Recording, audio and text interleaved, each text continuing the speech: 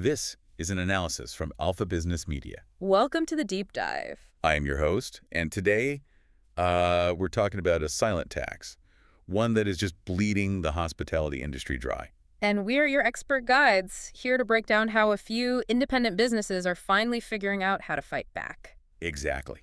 Because today we are looking squarely at the hidden cost of convenience in the digital age. We've got this fascinating source text we're pulling from today called Travel Tech 2026, Cutting the 20% OTA Commission Tax. It's a really compelling blueprint. It is. The mission for this deep dive is to explore how Nepali hoteliers can systematically dismantle that 20% commission extracted by online travel agencies. You know, OTAs like Booking.com and Agoda. Right. And how they can do this by the year 2026, shifting from just being these passive price takers to active purveyors of unique experiences. Yeah, and I think we need to set the stage right away because while this source specifically zeroes in on Nepal's hospitality sector... From the high-end Kathmandu resorts down to the family-run Annapurna lodges. Yeah, right? exactly. The core lesson here applies to absolutely any business relying on third-party platforms. If you are selling software, if you're moving physical products on Amazon, or running a ghost kitchen on Uber Eats. The mechanics are exactly the same. They are. The architecture of platform lock-in is identical. And the major aha moment from the text, the thing we really need to establish, is that this standard 20% charge from the aggregators, it's not a marketing fee. Right. It is fundamentally a tax on data ignorance. Man, that reframing just completely changes how you look at a profit and loss statement. Because it's amazing how consistently this 20% fee is levied across the board. And how operators just accept it. They just accept it. Yeah. Like many operators simply treat it as a fixed, non-negotiable tax for visibility. They mentally reclassify it from a variable marketing expense to a utility bill, like paying for electricity. Which is crazy when you look at the economic flywheel behind it. Break that down a bit. Okay, so to understand how to dismantle the tax, you have to understand why OTAs have this dominance. Think about the operational reality. OTAs own absolutely no beds. None. They clean 0 rooms, they don't greet a single guest, yet they hold all the power. And it's all because of network effects. The text gives this great hypothetical about a new hotel opening up in Nagarko. Oh yeah, the invisibility problem. Exactly. For that property, not being listed on a major OTA means being invisible to like 90% of its potential international market. So it's not a fee. No, it's quite literally a ransom paid for access to the network. The cost of leaving the platform is total invisibility, so they pay the ransom. Here's where it gets really interesting.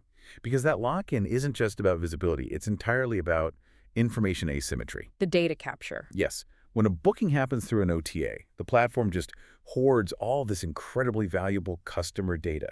Search history, their total budget, travel patterns. And what does the hotel get? Almost nothing. A name, a date, and a masked email address. That masked email is the kicker.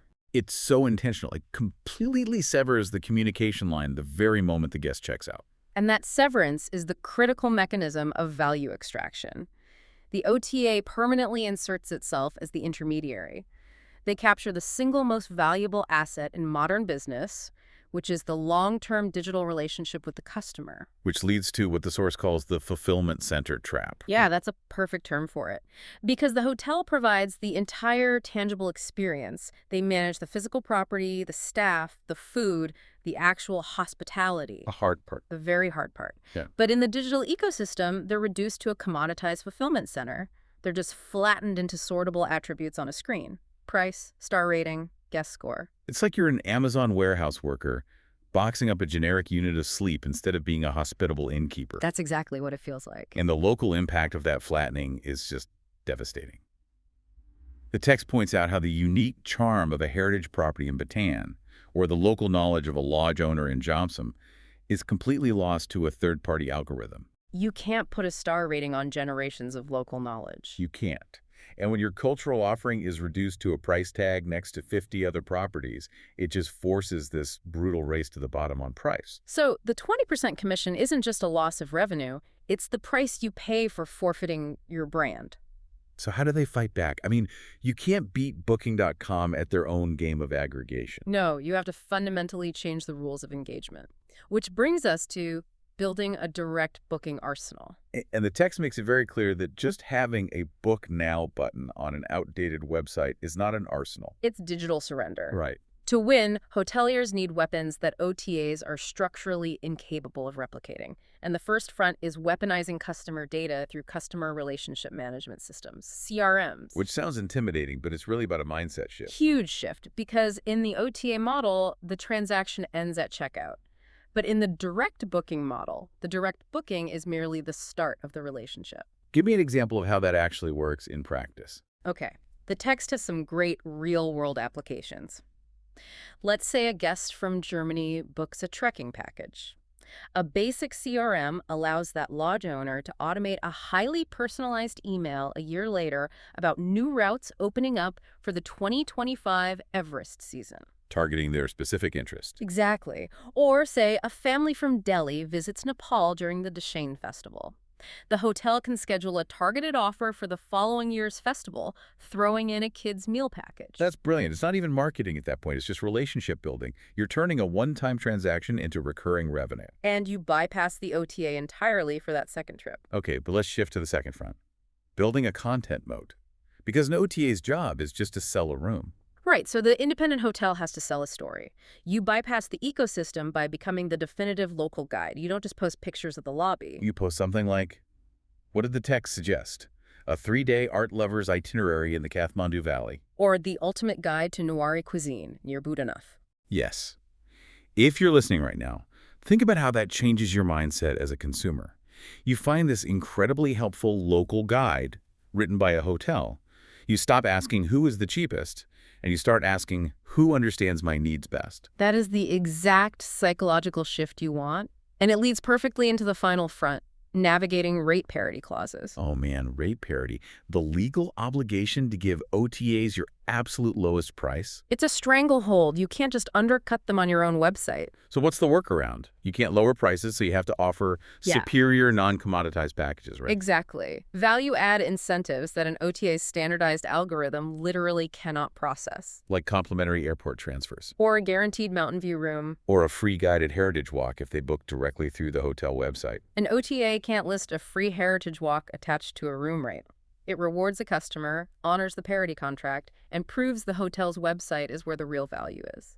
Okay, let's unpack this on a macro level, because looking outside Nepal, there are massive lessons to be learned from neighboring markets. The text uses India and Bhutan as these perfect contrasting examples. The Indian OIO rooms model is such a cautionary tale. It really is. Start there. Well, initially, OIO promised technology and guaranteed bookings to small, struggling hotels. It sounded like a lifeline. But then it morphed. It became a super aggregator. It imposed its own red branding everywhere, forced aggressive discounting to capture market share, and demanded exclusivity. The independent hotels basically traded the 20% OTA commission for complete erasure of their own identity. The algorithm just dictated everything, which is a huge warning for Nepal. The text stresses that the greatest strategic risk isn't necessarily a global OTA, it's a domestic super OTA. A local aggregator that wraps itself in patriotism. We're right. We're saving you from foreign tech giants.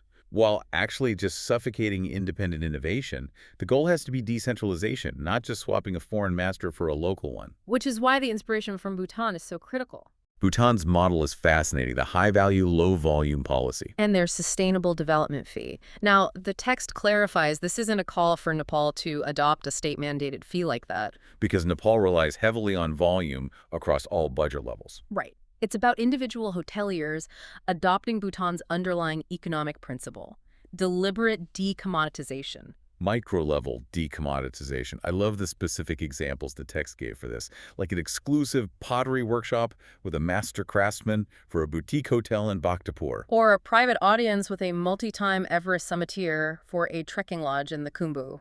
An OTA simply cannot mass market an intimate conversation with an Everest summiteer. It's totally OTA resistant. It is. And this brings us to the strategic outlook for 2026. The source predicts this massive, stark divide in the industry. The great bifurcation. The platform-reliant versus the direct-first hoteliers. Yeah. And for the platform-reliant, the operators who just keep basic websites and eat the 20% commission, the future is incredibly grim. Because OTAs are using AI now. Exactly. They are using AI to capture even more loyalty. Passive operators will face endless margin erosion, brutal price wars, and total dependence on an algorithm headquartered thousands of miles away. But the direct first operators, Mm-hmm. they invest a fraction of that 20% into tech and talent. They do. And their ultimate strategy isn't to abandon OTAs entirely. It's to use them purely as a billboard for discovery. I love that phrase, billboard for discovery. Let the OTA acquire the customer once, pay the fee, but then use your value-add incentives and your CRM to pull them into direct channels for every subsequent booking. Which brings us to the hard truth of this whole analysis. This transition demands a massive mindset shift You have to stop being just a room provider. and become a data-driven marketing company that happens to sell hospitality. Yeah. The path of least resistance, just paying the 20%, it leads directly to irrelevance. It really does. And as we wrap up, if you are listening to this, I want you to reflect on your own industry. Are you forfeiting your customer relationships to an intermediary just for convenience? It's the ultimate moat, right? Owning that relationship. It is the only true competitive advantage left in a platform economy. Which leaves me with one final provocative thought to leave you with. We talked about AI helping OTAs, but as AI makes direct personalization easier and cheaper for independent businesses, will we eventually see a consumer backlash against these massive aggregators? That's a fascinating question. Could the ultimate luxury in travel soon become the assurance that your money is going directly into the local economy rather than feeding a multinational tech company's algorithm? I certainly hope so. It's something to watch out for. Definitely. Thank you for joining us for this deep dive. We highly encourage you to keep questioning the taxes you might be paying in your own fields. Catch you next time.